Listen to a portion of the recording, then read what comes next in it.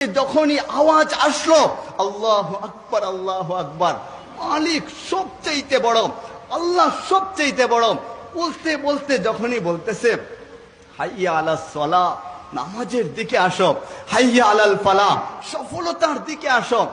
বলতে দেরি হয়েছে, এমন সময় একজন কাস্টমার একটা লিস্ট নিয়ে হাজির হয়েছে। কাস্টমার বলতেছে, ভাইজান আপনার দোকান থেকে কিছু কিনতে চাই। বলে, কি কিনবেন আপনি?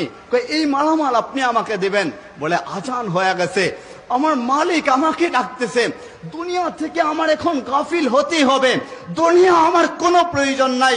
হায়, ওই আজানের সময় কাস্টমারকে তাড়ায় দিছেন আর বলছেন, দেখো ওই যে পাশে একটা ইহুদির দোকান দেখা যায়, ওর দোকান থেকে তুমি ক্রয় বিক্রয় করে নাও। তো গেছে ইহুদির দোকানে।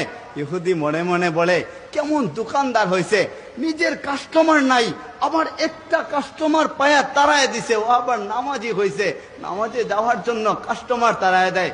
আপনারা বলুন তো, আমাদের সমাজে এইরকম খুচা দেওয়া দোকানদার আছে না নাই?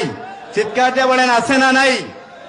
নামাজ একটু পড়লে বলে ও আবার নতুন নামাজি হয়েছে, এটা বলা যাবে না, তাকওয়ার খেলাফ হবে। তো গেছেন উনি মসজিদে, যায় নামাজ পড়ছেন, নামাজ শেষে সুন্নত পড়া মসজিদের এক কর্নারে বৈশা মালিকের দরবারে দুইটা হাত উঠায় দিছেন আর মালিকের দরবারে কান্নাকাটি করতেছেন। আল্লাহু ইয়ারযুকু মান ইয়াশাউ বিগাইরি হিসাব, ওই মালিক যাকে চান বিনা হিসাবে রিজিক দান করতে থাকেন। তো গেছেন দোকান খুলছেন, নামাজ শেষ কইরা যখনই দোকানটা খুলছেন, খুলতে দেরি হয়েছে, দুইজন কাস্টমার লম্বা একটা লিস্ট নিয়ে হাজির। লিস্ট দেখা উনি যখন বাজার সদাই দিতেছেন, দিয়া শেষ করছেন, উনি হিসাব কইরা দেখছেন এত বেচাকিনি উনি করছেন, নামাজের পরে আইসেই উনার বেচাকিনি এত ভালো হয়েছে